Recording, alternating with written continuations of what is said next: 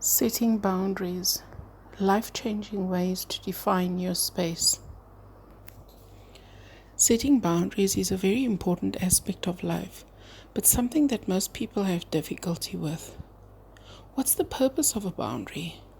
In short, it provides clarity and a sense of safety by teaching others how to treat you, what's okay and not okay. By knowing who you are, enables you to know what the limits and extent is of what you will and will not tolerate. Earlier this year, I chatted to someone who shared their New Year's resolution of, I'm not taking from anybody anymore. I reflected a bit on the New Year's resolution and wanted to unpack it a bit here. What does not taking from anyone entail? And who and how do I need to be to put in place and maintain such a boundary? Setting boundaries is easier when you know who you are. Who you are is not what you do or the role you fulfill in life, i.e. mother, father, CEO, accountant, etc., but what you bring to what you do and the various roles you fulfill. It's your unique secret sauce, your sparkle, your magic sprinkles that you bring to this world. Without knowing what the boundary may be, you could continue setting boundaries where you think it should be and not where you know they have to be. The for one person may not be universally applicable. So knowing your space will help you define appropriate boundaries. If you are committed to what you think others want and need you to be, your boundaries will be very different when compared to when you truly know who you are. But how to get there? This is an important aspect of the transformative coaching process of getting to know who you truly are. Clients learn what and where their boundaries need to be and how to maintain them and not feel a shred of guilt for implementing them.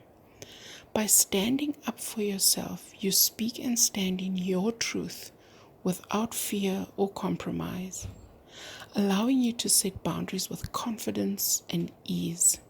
Plus, you have the confidence to enforce or maintain when your boundaries are breached. So let's get practical. Say you need to set a boundary with a family member. A difficult one, right? So the family member expects you to drop everything when they need something, or be their private taxi when it suits them. Perhaps you are constantly told how and what to do or not to do. How do you handle this? So by means of a dialogue, I will demonstrate how you could set your boundary in this phone conversation.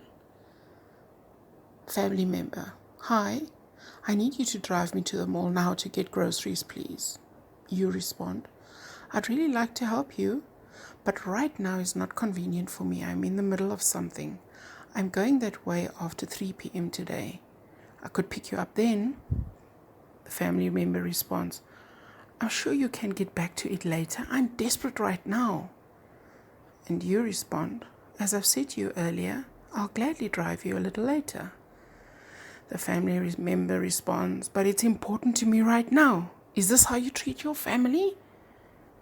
To which you respond: since you are in a hurry, perhaps it's a better idea to take a taxi or ask someone else if they could drive you right away. And the family member responds: oh well, fine then. You're so selfish. I will just ask so-and-so. Bye.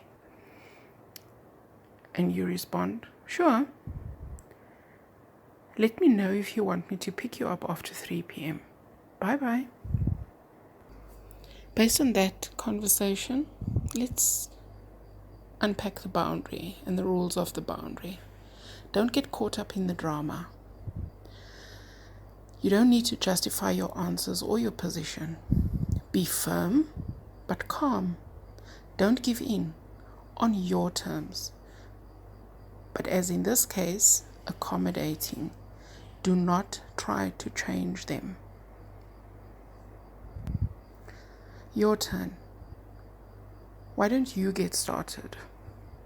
So list all the things that you do not want present in your life. This could be circumstances, people's behavior or lack of behavior. For example, the idea of working in a job that doesn't inspire you. Add it to your list. Also note down if you are ridiculed or poked fun at about your physical appearance or other attributes. Jot down if someone in your life engages in behavior that you are not okay with. Don't hold back. Get it all out there. By knowing what you will not tolerate, the choices become much easier to make. This allows you to set rules and preferences about who and what you will invite into your life, as well as the standards of behavior you will and will not tolerate. So, the bottom line about setting boundaries? If boundaries are about teaching others how to treat you, then you need to know who you are, right? This allows you to know where to place the boundaries and how to stand firm on these boundaries. It's important to note that it's not about changing others, but about changing your thoughts, feelings, and actions. By changing your own behavior, others' behavior towards you changes. I really like how Dr. Katrina Caton explains it in her video. I've posted the link in the description. In conclusion, the boundaries you set flow from how well you know yourself. In turn, how well you know yourself allows you to define what you will and will not tolerate. As you would maintain and repair a physical boundary, say around your property, your personal boundaries need constant attention too. Go ahead and journal all the things that you do not want present in your life. This will help you define the rules and standards of behavior you will and will not tolerate in your life.